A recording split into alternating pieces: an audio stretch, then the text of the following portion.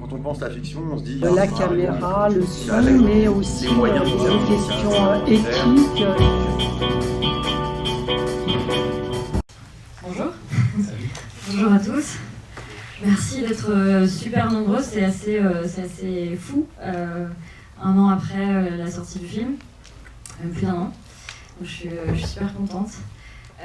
J'espère que vous saviez que vous alliez vous prendre un tunnel pendant 40 minutes avant de voir le film. Mais ça va être sympa, promis, ça va pas être trop chiant. On va essayer. Est-ce que tu veux parler un petit peu du introduire le thème? Pour introduire donc l'idée donc de ces discussions, c'est quand même de préparer donc Fanny principalement, mais aussi avec les différents cinéastes accompagnants, soutenants du film, de réfléchir à une question de cinéma qui soit en lien avec Atlantic Bar en l'occurrence, qui en parle, mais à travers aussi d'autres films. Donc l'idée est quand même de ne pas parler du film exclusivement du film que vous allez voir dans 45 minutes a priori, mais aussi d'évoquer des œuvres qui ont été importantes pour toi, soit avant, soit après, et en tout cas qui viennent dialoguer avec des questions de fabrication, des questions parfois théoriques, parfois politiques, qui rentrent dans ton film. Donc là, en l'occurrence, ce soir, on va s'attaquer à un grand mot, mais c'est pas un gros mot. Et la question que Fanny s'est posée, qu'on va essayer de discuter ensemble autour d'extraits de films et aussi de ton film, c'est peut-on filmer la vérité en cinéma documentaire? Et on va parler de ça autour de deux extraits. Donc un film qui s'appelle Lift de Mark Isaac et Portrait of Jason de, j'ai oublié le nom. Shirley Clarke. Merci. Voilà. Bah ouais, alors donc, peut-on filmer la réalité de quelqu'un? Donc c'est un grand. Je me suis moi-même fait intimider par mon propre thème quand j'ai commencé à travailler dessus, parce qu'il y a un gros mot qui est vérité. Et effectivement, j'ai essayé un petit peu d'approcher ça, mais à travers le langage. Voilà, moi, ce qui m'intéresse tout particulièrement, et ce dont on va parler ce soir, c'est comment le langage, la parole en fait de la personne ou des personnes filmées va faire acte, et comment cette parole qui est à la fois dépositaire de la vérité et en même temps la noix va raconter énormément de choses sur la personne filmée.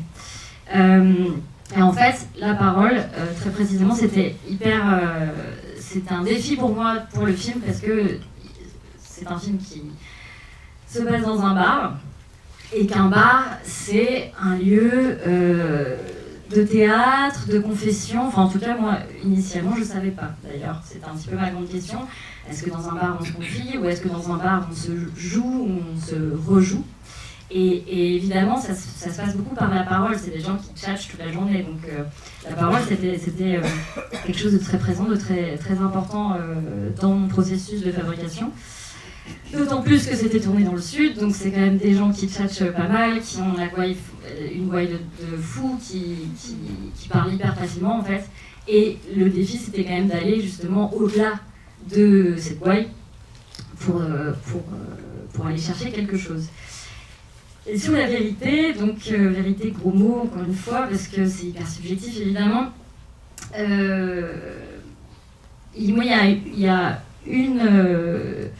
y a quelque chose, il y a une phrase de Gianfranco Rossi, qui est un réalisateur de documentaire que j'aime beaucoup, sur la vérité documentaire, qui est plus, lui il voit la recherche de vérité comme une recherche d'intimité, en fait, essayer de trouver l'intimité profonde chez quelqu'un, et lui il appelle ça la synthèse de la vie. Ce que je trouve, alors qui est aussi un grand terme, mais qui est, en tout cas pour moi, finalement essayer de rechercher chez quelqu'un, derrière son histoire, et surtout derrière la manière qu'il a de raconter, qu'il ou elle a de raconter son histoire, essayer de chercher les émotions, les grands thèmes qui nous parlent à tous, quoi, les grands thèmes de l'humanité, quoi. Donc pour moi, cette phrase de Gianfranco Rossi, la recherche de l'intimité, c'est quelque chose que j'ai trouvé pas mal, et surtout qui m'a bien relaxée par rapport à mon sujet de la vérité de quelqu'un. et qui a à voir aussi avec la question de l'intimité et du coup du temps nécessaire à cette intimité-là. Parce que l'intimité se fabrique, elle ne doit pas être artificielle pour qu'il y ait une forme aussi d'honnêteté, si honnêteté va avec vérité. Et donc ça renvoie aussi à des questions plus prosaïques de tournage, de temporalité de tournage et de temps passé avec les personnages, de temps de repérage. Et ça, je crois que c'était quand même un moment très important pour ton film, surtout que ça tournait relativement peu par rapport au temps passé sur place. Ouais, on a tourné 2 semaines, mais finalement, si on a pu tourner que 2 semaines, c'est que en amont, moi je suis restée 4 ans avec eux. Évidemment pas en continu, mais j'ai passé 4 ans à aller les voir, et justement, au début c'était une série photo, donc je suis arrivée avec vraiment silencieuse. Ensuite j'ai dégagé l'appareil, et là j'ai appris à les connaître sans appareil, sans rien. Et c'est vrai que le temps, pour moi en tout cas, ça a été je pense la condition sine qua non pour vraiment arriver à évidemment les connaître, à créer une confiance aussi évidemment, mais à savoir à partir du moment où on est arrivé sur le tournage, l'idée c'était aussi de savoir précisément ce que j'avais envie de chercher chez chacun. En fait, la question, j'ai essayé de me poser la question que j'avais envie de leur poser derrière toutes les questions que j'allais leur poser. Et ça, enfin, c'est comme dans la vie, quoi. Tout simplement, ça s'appelle apprendre à connaître quelqu'un. Et ça a duré longtemps. J'ai aussi, à un moment, pris un enregistreur et je les ai interrogés dans le bar et à l'extérieur du bar pour voir aussi comment ils parlaient. Quelles étaient les différences de confession, mais aussi quelles étaient les différences dans le langage, quoi. Est-ce qu'il y avait quelqu'un qui se mettait vachement en scène d'une certaine manière, et il y avait des trucs super touchants. Il y en avait qui se mettaient, notamment le jeune que vous allez rencontrer dans le film, le fils des patrons, qui est évidemment un immense mâle alpha dans le bar, et qui en fait est en privé et quelqu'un d'hypersensible, quoi. Donc ça c'est intéressant parce que derrière ça nous permet en montage aussi de jouer sur cette tension de différence de représentation. Et du coup, en parlant de ces espaces d'intimité créés, peut-être on peut rebondir du coup sur Lift, qui crée dans un tout petit espace, l'espace d'un ascenseur, et dans une temporalité très réduite, un temps d'intimité avec des protagonistes documentaires. Je ne sais pas si tu veux peut-être introduire un peu Lift. Lift, c'est un court-métrage documentaire. Là, vous allez voir juste un petit extrait, mais c'est un court-métrage documentaire qui, moi, m'a servi beaucoup en fait en amont du projet, qui était une source d'inspiration. Mark Isaacs, c'est un réalisateur. Il a passé 2 mois dans une tour, dans l'ascenseur d'une tour de East London, non-stop. Et il posait des questions. J'imagine il rentrait la nuit. Et il posait des questions, voilà, aux gens qui montaient. Et en fait, ce qui est super intéressant dans son dispositif, c'est que l'espace et le temps sont hyper réduits.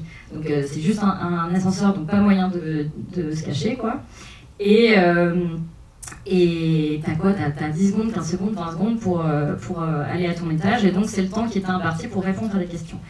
Et je vous laisse découvrir l'extrait, puis on en parle après.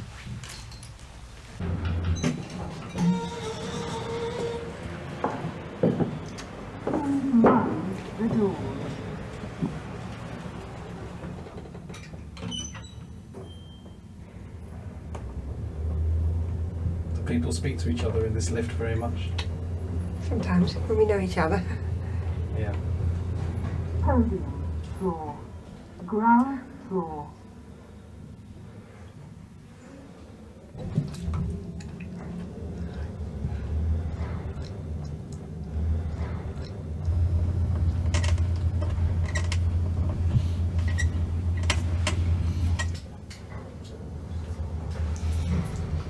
We've got a sauna and jacuzzi in the flat. You know, just the basics. Really enjoy it.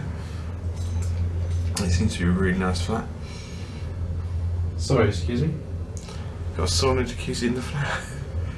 It may seem unbelievable in this block, but the old flat was really nice. Have you had a few too many beers tonight? I've had a few because I quit my job yesterday. I'm going to be starting a new job in a couple of weeks. I've been out celebrating tonight.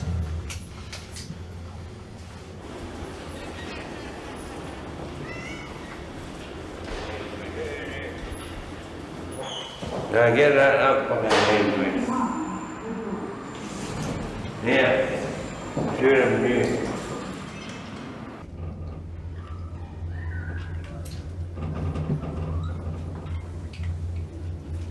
What's been on your mind today?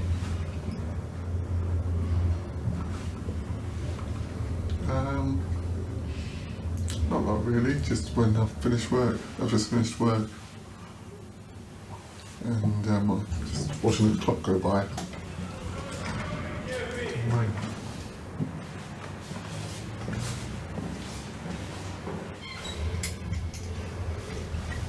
First time I saw you, you wouldn't let me in the lift. Me? You tried to stop me getting in the lift. You. I never. I'm even drunk. So you're drying out at the moment. Aye. How do you do that? Just what I do in the morning. Doctor will not help me. Actually, you put me thinking when you asked me what do I be thinking of. What did you think? Like you asked me what was on my mind during the day, and then I thought, well, nobody asked me really ever before what I was thinking about. And then I started to think about all sorts. But at the moment, I'm thinking how I get by one day after another because I got a bit of a head cold. It's sort of taking its toll on me.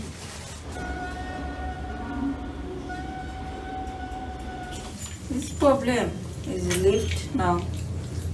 Pardon? Is a problem lift. No problem with that. Oh.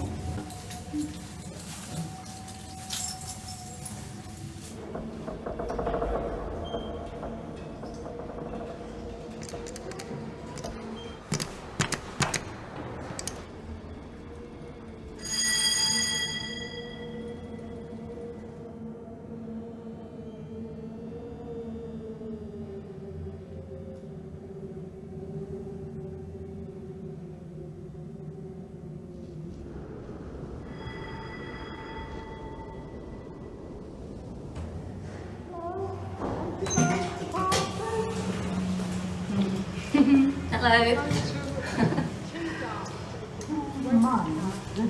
So you're in the lift again.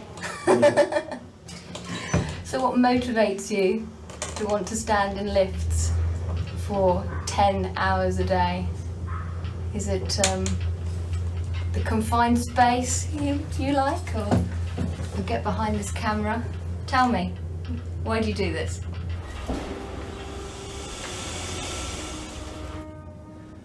I was interested to ask you what you remember about your childhood. What was your best memory from childhood?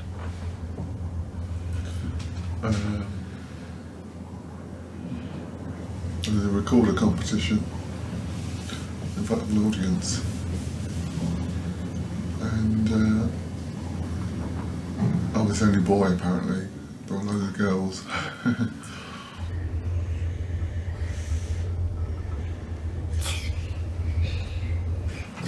That's what I remember, mostly.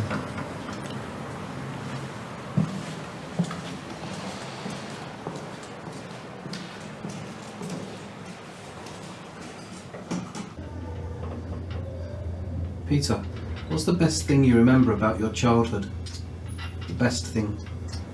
The best thing? I seen a golden eagle. I'll be up Stirling. All my trees up here.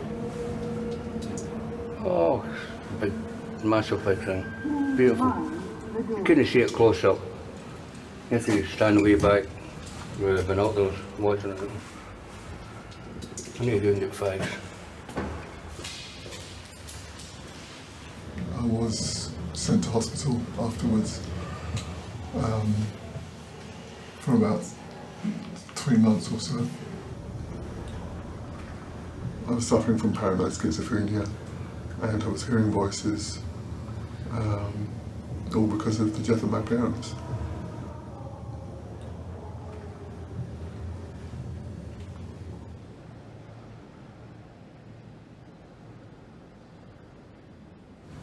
What happened tonight? Not a lot tonight. I went down to the internet cafe at Tottenham Court Road. Just to check up on a few friends and a few emails and see what was going down. Looking at maybe, I got a week off coming up, end of this week, so I've gone on holiday or something. So not a lot tonight. Hopefully tomorrow's going to be more better day because I'm going to Croydon tomorrow. So when will you be finished with all this? Soon. Still raining?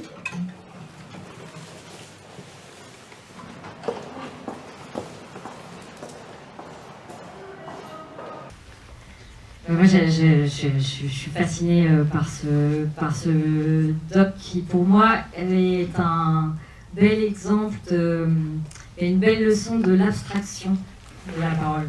Bon, déjà parce que les Anglais sont un petit peu quand même les pros de l'abstraction pour dire des trucs. Mais là, de par le montage et en fait de par le dispositif de tournage, forcément, il invite à des phrases très courtes et je sais pas comment. Évidemment, il a passé du temps hors filmage, en fait. C'est ça qui est intéressant, c'est qu'on imagine aussi tout le hors-champ.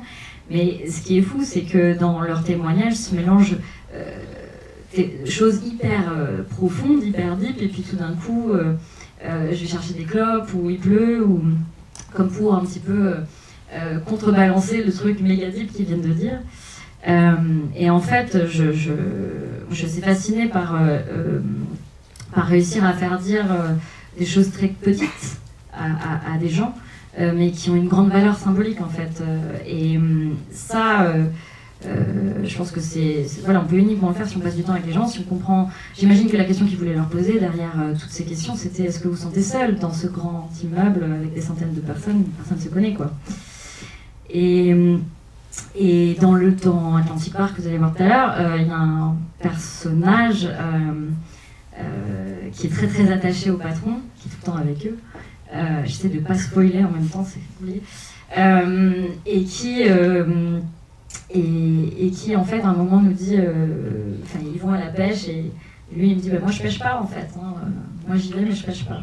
Et cette petite phrase qui a l'air de rien comme ça raconte énormément de choses sur quel est son attachement, quel est l'attachement de ce monsieur au patron et pourquoi en fait. Et il raconte évidemment une certaine solitude quoi. Il les accompagne à la pêche mais lui il pêche pas. Et donc c'était vraiment, ça s'est passé plutôt au montage je pense, où vraiment on a essayé de raconter ce qui est dit derrière ce qui est dit à travers l'abstraction. Ce qui est intéressant, c'est que là, il y a des procédés assez différents entre Lift et Atlantic Bar, et il y a quelque chose que je notais aussi, c'est la transparence sur la règle du jeu qu'il impose. Et il y a cette volonté de manière très très explicite de nous faire comprendre en tant que spectateur ce qui va se passer. Il y a une récurrence de personnages qui vont monter et descendre dans cet ascenseur-là. Et c'est une sorte d'exposition des règles du jeu nécessaire à la compréhension, je pense, de justement toutes ces micro-paroles qui vont advenir, quoi. On a besoin de savoir que lui aussi, donc sa vérité aussi, sa réalité très matérielle, de je vais rester coincé dans cet ascenseur avec vous, il est presque plus prisonnier que les autres. Enfin, il s'auto-emprisonne pour pouvoir faire son film, quoi. Et tout ça permet d'accepter leurs petits brins de parole, quoi. À chaque fois, c'est des toutes petites bouts de séquences de gens qui parfois on a l'impression qu'ils ont envie de rester un peu plus, parfois ils ont envie de fuir. C'est intéressant ces règles du jeu exposées, quoi. Ouais, parce que je pense qu'en tant que spectateur, on se sent... l'écoute est beaucoup plus active, quoi. Comme on sait que ça va pas durer longtemps, on va grappiller chaque chose, chaque mot, et surtout, on va, je pense, tirer un petit peu plus de conclusions ou essayer d'analyser un petit peu plus ce qui est dit derrière ce qui est dit, que dans des grandes longueurs. Et par exemple, moi, ce mec là qui dont on comprend qu'il est alcoolique, il essaie de se sevrer et qui raconte son meilleur souvenir d'enfance, c'est d'avoir vu un aigle royal, puis en fait il va chez Ciao, je vais acheter des clopes. Bah moi ça me raconte vachement plus sur deux choses en tout cas qui me touchent sur cette personne que si on avait passé 2 heures à l'écouter parler de sa vie en large en travers. La suite. Non, bah oui, on était toujours sur Lift et on était. Tu parlais de Nathalie et d'un personnage qui est le personnage central du film, ouais. Et de la question de l'addiction qui ouais. était qui rejoignait un peu certaines propositions de Lift. Ouais, et là c'est plus une question de montage. En fait, par exemple, pour le cas de Nathalie, donc vous allez rencontrer ce soir, Nathalie, entre autres, c'est quelqu'un qui est en proie à l'addiction, à l'alcoolisme. Et c'est quelque chose dont j'avais entendu parler évidemment pendant ces 4 ans. On s'était aussi mis d'accord pour qu'elle en parle. Moi, ce que j'ai remarqué beaucoup chez elle et chez d'autres, c'est l'aspect cyclique de son addiction, avec les incohérences qui en incombent, quoi. Entre t'inquiète, je vais bien, et puis en fait, je replonge le lendemain, et toutes les émotions un petit peu qui s'imbriquent autour de cet aspect cyclique. Et ça, en fait, bon, évidemment, sur les 2 semaines du tournage, on a été confronté à une Nathalie qui continuait son cycle. Mais évidemment, ça a été beaucoup plus au montage qu'on a monté. Beaucoup de répétitions là-dessus. C'était au montage, en fait, qu'on a essayé de raconter ce cycle. En mettant certaines scènes juste après des dires qui rentrent en incohérence. Par contre, là où l'éthique est un peu rentrée en jeu, c'est que on a quand même essayé à chaque fois d'intégrer, on va dire, des extraits où Nathalie parle face caméra de son addiction avec lucidité, pour quand même lui rendre un petit peu le contrôle sur son récit. Ça, c'est un petit peu une fine ligne entre essayer de montrer la vérité, l'intimité que nous, on a perçue, et en même temps, ne pas trop envahir la personne qu'on a filmée, surtout s'il y a des biais s'il y a des choses un peu inconscientes qu'elle dégage en fait. Oui, qui parle aussi d'un gros. Toi, tu te situes en tant que réalisatrice quand tu filmes un personnage qui est un personnage que tu soutiens. Vous le verrez tout à l'heure, on n'en dira pas trop, mais c'est des vrais choix. Qu'est-ce qu'on dévoile ou non chez un personnage qui a des faiblesses qui peuvent potentiellement les mettre en danger, d'autant plus quand ils sont exposés dans un film, quoi. Et donc c'est des choix très ténus, très importants. On reparlera après éventuellement dans les questions pour pas aller trop loin dans le développement là-dessus. Ouais, mais c'est vrai que en fait avec Nathalie, c'était une relation, on a eu une relation franchement extrêmement fusionnelle, je dirais quand même pendant 4 ans, donc c'était un tournage hyper dur, mais en tout cas dans ce qu'on a essayé de monter derrière, il fallait toujours que Nathalie finalement me mette un peu au pied du mur et mette les spectateurs un peu au pied du mur. C'est aussi comme ça que sa parole, même si à certains moments on sent que ça en dit long sur ce qu'elle dit, on la piège pas, quoi. Ça c'était un petit peu l'idée. Mais c'est vrai que de toute façon, quand on filme quelqu'un, il y a un rapport de pouvoir qui s'installe entre la personne qui filme et la personne filmée, parce que forcément nous moi j'avais mes intentions, mes questions, ce que moi j'avais compris, ce que j'avais envie de dire, qu'il soit dit, et en même temps la personne filmée, elle a complètement son agenda, quoi. Pourquoi elle accepte d'être filmée déjà? Est-ce qu'il y a un désir inconscient ou conscient de représentation de soi-même? Donc il y a une façon de parler de soi-même, on a tous notre petit roman personnel où on sait exactement quel mot utiliser pour parler de soi-même, et il y a un petit rapport de force qui se crée, qui est aussi très intéressant, et je pense que c'est cet espace-là très précisément qu'on filme. C'est l'espace invisible entre le filmeur et le filmé, les fils qui se tissent entre le filmeur et le filmé et qui passent par des mots quand on est en entretien face à face, quoi. Et par exemple, et ensuite, on vous montrera les extraits d'un doc qui raconte ça magistralement. Mais pour revenir à Atlantic Bar, il y a notamment un personnage dans le film qui, pendant 4 ans, avant, il m'a raconté ses déboires amoureux, qu'il n'avait jamais eu de petite copine, etc. On en a parlé des heures et des heures et des heures, je l'ai enregistré. Et en fait, dans l'entretien, il me dit qu'en fait, il a 2 filles et qu'il a été marié. Et moi, je sais que c'est faux. Et à ce moment-là, ça a été vraiment un point de bascule de compréhension pour moi, parce qu'au début, dans l'entretien, j'ai essayé finalement de le mettre face à ses incohérences pour qu'il me crache le morceau. Et en fait, il l'a jamais fait. On a même fait une bataille de regard, parce que moi, je me suis dit, il va craquer le mec. Et il n'a pas craqué, c'est moi qui ai craqué. Et c'est à ce moment-là que je me suis dit, mais en fait, c'est pas intéressant d'essayer de savoir la vérité, d'essayer de savoir qui me ment. Ce qui est intéressant, c'est qu'il me mente. Ce qui est intéressant, c'est comment lui, il se raconte en fait. Et comme ce mec-là, en plus de ça, est un performeur, un espèce d'acteur, de poète maudit, bah, en fait, ça m'a fait comprendre que c'était ça qu'il fallait montrer, parce que c'est comme ça qu'il voulait se montrer, mais il fallait aussi... et ça s'est passé beaucoup au montage aussi. Ça nous a vraiment guidés, en fait, dans comment on avait envie de raconter cette personne.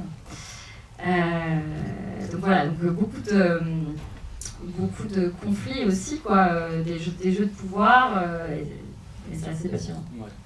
Est-ce que on peut rebondir sur l'extrait du le deuxième extrait qui parle de cette question de la conflictualité entre filmeur et filmé, et ouais. Bien pour vous en causer. Est-ce que tu vas introduire rapidement le film?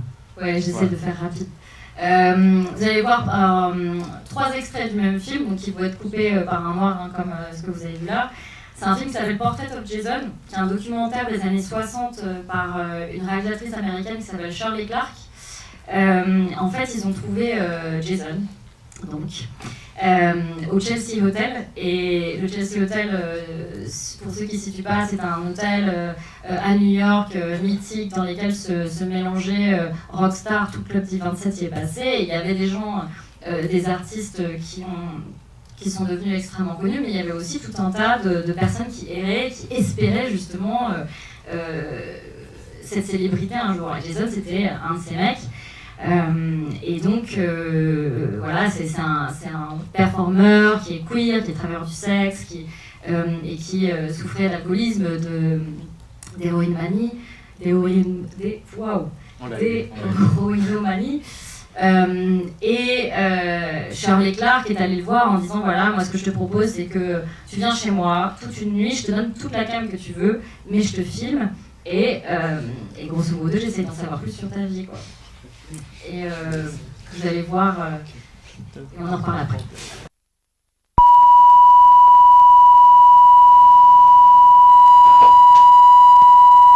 Miss Shirley Clarke, Portrait of Jason, roll 1, sound 1. Okay, roll it. Sound rolling. Camera rolling. Okay, Jason, go. My name is Jason Holiday. My name is Jason Holiday. My name is Aaron Payne. What do you mean, Aaron Payne? Aaron Payne. Well, that was my given name. And in San Francisco, I got hung up with a group of people that were under the influence of Sabu.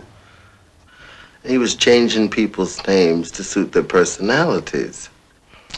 And I changed my name. Jason Holiday was created in San Francisco. And San Francisco is a place to be created, believe me. Did you like the name Aaron Payne? As Aaron Payne, I was pretty far out.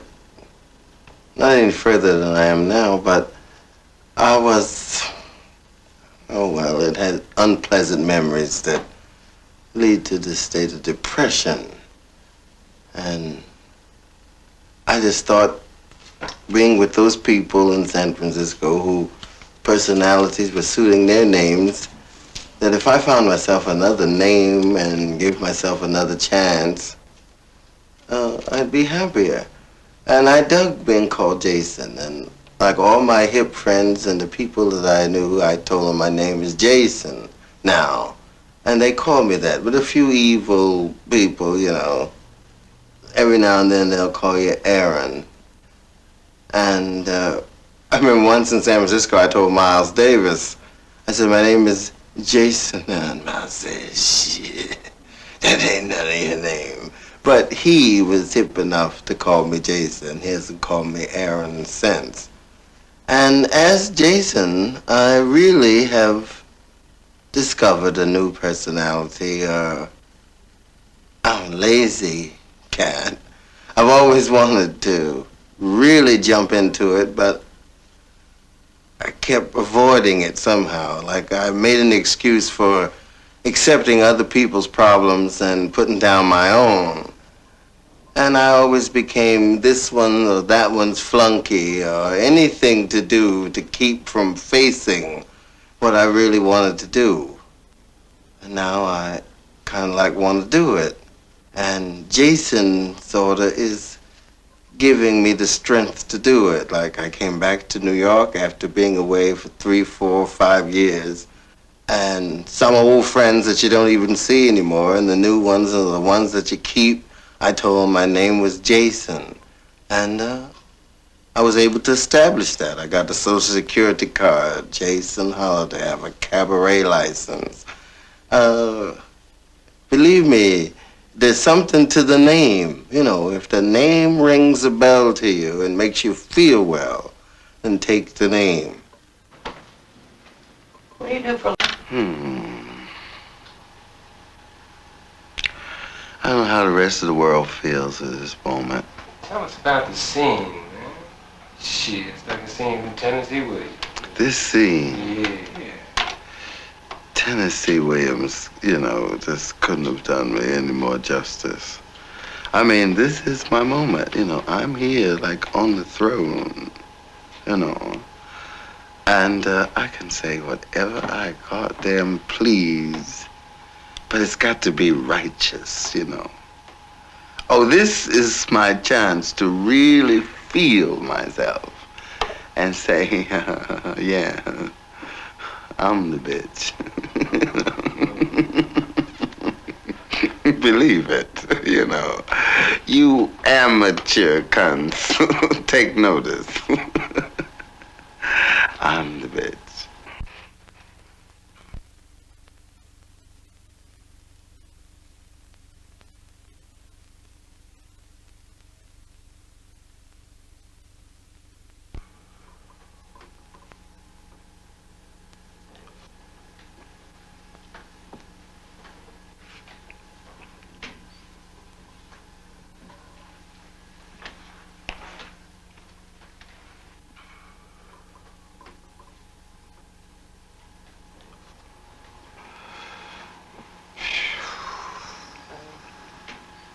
Carl, please turn around and smile at me. Okay, I'll just keep the tape running because... Come back in and smile at me. I mean, give me that credit. All right, you know, so we all know you're a great actress. And you play all the parts, and it's fine. Right? We all know you're a big con artist. We all know you don't really give a shit about nothing and nobody but you. But, you still not coming down front. And the only thing that makes this thing work It's the truth. You come down front. Solid. It's different than what you said than any other faggot I go out in the street and find to say the same goddamn thing. Kitty cunt to say 10 times better on that. Mm-hmm. I wasn't given the opportunity. And I should be grateful. Jason, you ain't never been grateful in your life, so start that bullshit. There's only one role you can do, Jason, and that's you. All right, I know where that's at. Thank you. Right. Give me the bottle. You got 20 million bitches who can do that role better. Shut them bitches up. Tell them to get off the scene. Mother's coming through. Well, let's hear mother. Solid. Oh, it's just the gypsy in my soul. If I am fancy free, and I am fancy, and God knows I've been pretty free. Lonely? Lonely, I'm desperate, but I'm cool. Should be lonely. Yeah, I should suffer. I should suffer because I have no rights. You're not suffering. Who says I'm suffering? The welfare's paying. God, how'd you come? The welfare isn't paying. I declared insanity. I said I was sick. Oh, you won't believe this. A sick queen. From foraging descent.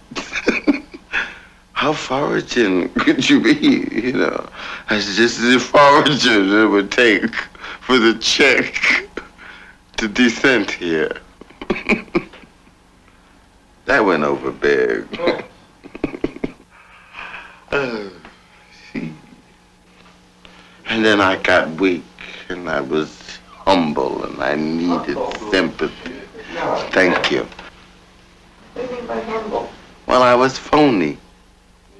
That's what humble means. Right? Especially when you look at a colored boy and say you're humble. Who's any prettier than the white of Carl's eyes? And if I can't lie or tell the truth to Carl, I can't tell it to anyone.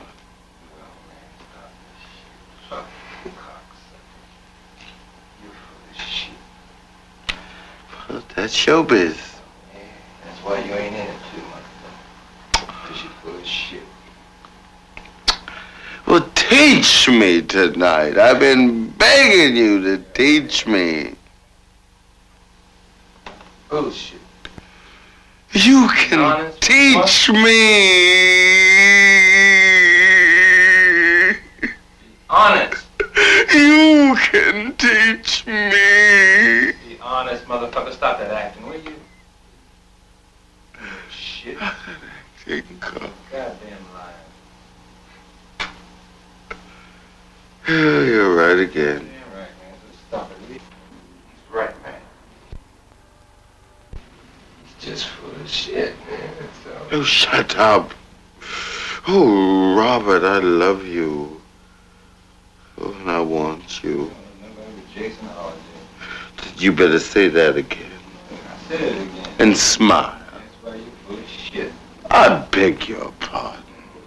Man, you're the most. Well, now you hip. Now I gotta cope with your ass. Yeah. I thought you were just gonna be gratis.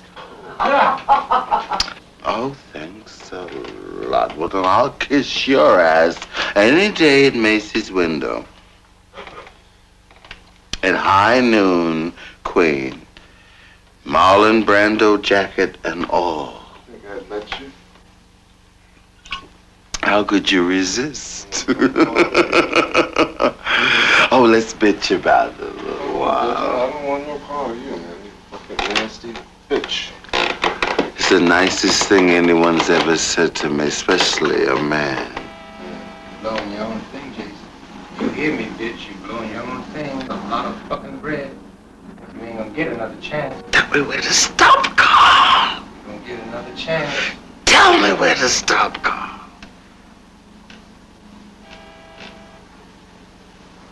One time.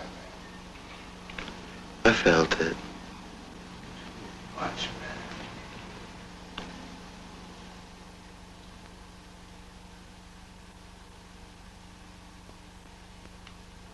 Nobody's business now but my own. Can't cut it, can't. No more to say? Ain't nothing to say yet. That's the drag. Truth. That's the beautiful truth. But still, it's the truth, Carl. Your game. And that's the basis of something. Your game, baby. Stick with me, Carl. Shit. Fuck you. Oh, you do? Oh, thanks a lot. Oh, all I need now is to have an orgasm. Let's see you. See you? Let's See you having orgasm.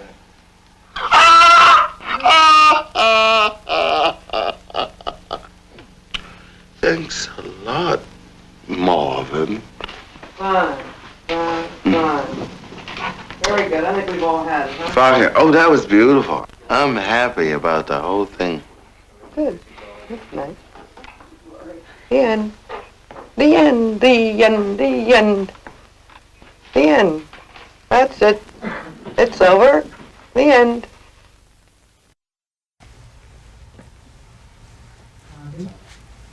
Je vous conseille de le regarder un jour si vous avez le cœur bien accroché, parce que c'est 3 heures de ça. Mais bon, évidemment, le titre, c'est Portrait of Jason, et c'est hyper ironique parce que c'est typiquement le portrait impossible à faire. Cette personne est complètement impalpable, et ce qui est assez dingue, c'est qu'à la fin, c'est carrément les documentaristes qui craquent en fait.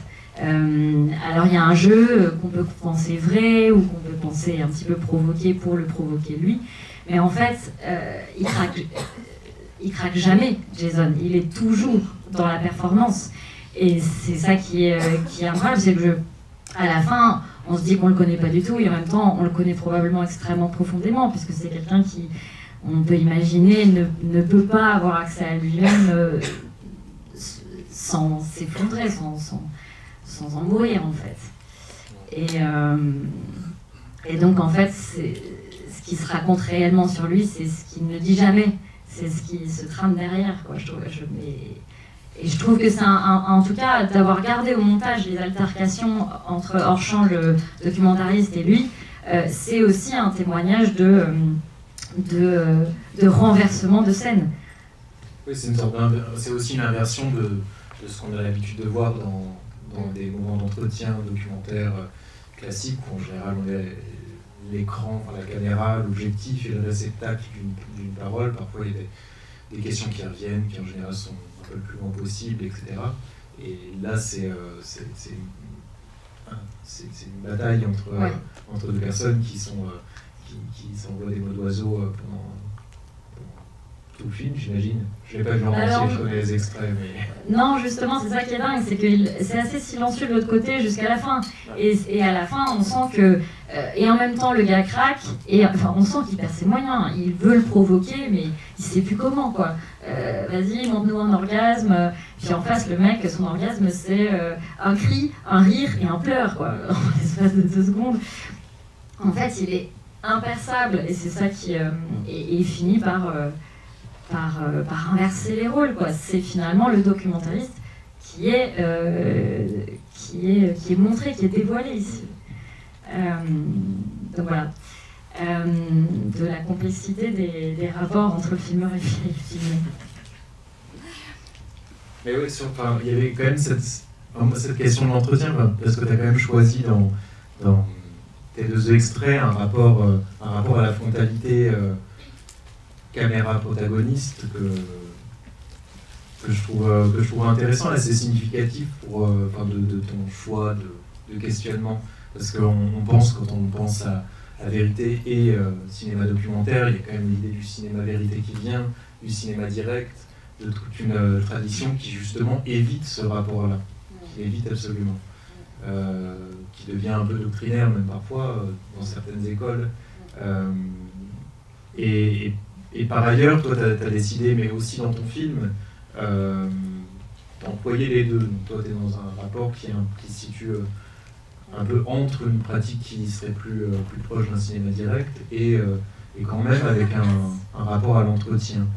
Je sais pas, il y a un espace particulier de l'entretien, j'ai l'impression qu'il était nécessaire, quoi, pour arriver justement à offrir un espace à des personnages documentaires que tu avais connus dans leur réalité, du direct, de la vie de ce bar, dans ce théâtre, etc. Tu avais besoin d'en extraire pour arriver à un point, j'ai l'impression aussi. Oui, et je pense que c'était pas vraiment réfléchi, c'était carrément un besoin de tournage. Et j'ai eu besoin en fait d'interroger, d'avoir des entretiens avec chacun pour derrière continuer à mener le tournage, même dans les scènes de cinéma direct. En fait, ça m'aidait moi par rapport à ce qu'on me racontait pour guider en fait les scènes de vie où je pouvais en me souvenant d'une anecdote ou d'une façon de parler,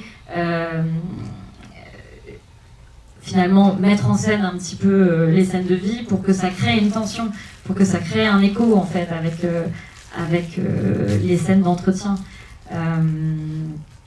Ouais, voilà, je réponds à ta... Oui. Bof. Je sais pas exactement où on en est en termes de temps. Ça va? On a encore un peu de temps? 20h50. 20h50, ok. Non, et je pense que enfin, ce serait peut-être plutôt pas mal de continuer à en discuter après. De la question, ouais. Ouais, parce sur que la question des entretiens, ouais. Ouais, je pense que c'est intéressant d'en parler sans avoir peur de spoiler les gens. Oui, sinon c'est difficile. Non, mais il y avait un film d'entretien qui résonnait un peu avec ces questions-là, qui était le film du réalisateur que tu as cité en début d'Acid Pop, le film de Gianfranco Rossi, Sicario, Chambre 164, où il y a un autre rapport encore, je trouve, à justement l'entretien et un personnage qui détient toute une vérité très, très, très spécifique de comment assassiner des gens, basiquement, dans le cartel mexicain. Est-ce que c'est un film qui a existé pour toi avant ou après? Tu nous parlais de... Après. Ouais, après, mais ce film, bon, pour ceux qui l'ont pas vu, on l'a pas en extrait là, mais c'est vrai que il est assez dingue en fait sur la parole. Pour le coup, là, c'est encore un dispositif complètement fou parce que donc c'est un sicario qui est interviewé, donc c'est un ancien tueur à gages des cartels mexicains, et évidemment, il témoigne à visage complètement couvert. Et dans une chambre d'hôtel, il n'y a rien d'autre, il y a lui, son visage couvert, une chambre d'hôtel et un petit carnet sur lequel il griffote tout ce qu'il raconte. Et donc, on se concentre complètement sur ce qu'il dit, forcément, il n'y a rien d'autre à voir. Et c'est assez fou, là, pour le coup, parce qu'on vient de parler de conflictualité entre le filmeur et le filmé, mais là, on sent la conflictualité à l'intérieur de ce gars-là, qui en fait nous parle de toute sa vie... de façon super méticuleuse au début, avec son petit carnet où il dessine tout, etc., etc. On sent que le mec veut garder le contrôle, quoi. Il ne veut surtout pas rentrer dans quelque chose d'un petit peu plus émotif. Et petit à petit, on comprend que c'est la première fois qu'il raconte son histoire et il se fait avoir par son propre récit, quoi. Et il finit par craquer. Bon, pas envie de spoiler un film pour avoir en plus pas montré, mais ça c'est assez fou aussi d'écouter quelqu'un qui se rend compte qu'il est en train de parler en fait à une caméra. Et dans le film, notamment dans Atlantic Bar, il y a un moment comme ça assez poignant où Nathalie nous raconte quelque chose de très très intime, et à un moment elle regarde la caméra et on sent que dans ce laps de temps de 1 seconde, elle capte qu'elle est en train de raconter cette chose extrêmement intime et bouleversante pour elle. On sent qu'elle sort d'elle en fait, et ça la fait complètement craquer. Et ouais, c'est vrai que El Sicario, pour ça, je trouve ça assez impressionnant. Ouais. Voilà. Voilà. Je pense qu'on va enquiller sur le film quand même, après vous avoir cornerisé comme ça. Merci beaucoup. Puis si vous souhaitez rester après, je pense qu'on va faire un petit question-réponse, voilà, oui. Et on pourra parler d'autres choses. C'est la chose un peu particulière aussi des Acid Pop qui me permettent éventuellement de revenir à ce dont on a parlé avant, ce qui est rarement le cas dans d'autres types de projections. Merci beaucoup, bonne séance. À tout à l'heure.